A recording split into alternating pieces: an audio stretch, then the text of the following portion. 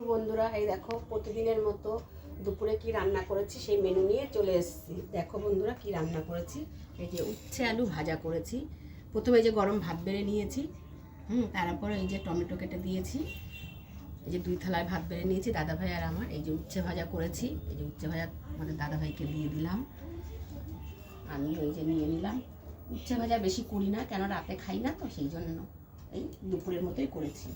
আর এটা করেছি বিট ভাজা, বিট দিয়ে আর মটরশুঁটি দিয়ে ভাজা। জানোই তো তরকারি ভালো লাগে না, এত বিট নিয়ে আসে, এখন কি করবে, ভাজা করেই খেয়ে নিই, অগত্যা আর কিছু করার নেই। দাদাভাইকে দিলাম, এই যে আমি একটু নিয়ে নিলাম। আর বিট তো খাওয়া ভালো জানোই। আর এটা করেছি ঝিঙে পোস্ত। এই দেখো বন্ধুরা, ঝিঙে পোস্ত করেছি। এটা আর এখন দিচ্ছি না, খাওয়া হলে তারপরে পাতে দেবো বা আমিও নেব। আর এটা করেছি ডিমের ঝোল, আলু ঠালু কিছু দিইনি, শুধু ডিম দিয়ে এই যে শুকনো কারি করেছি।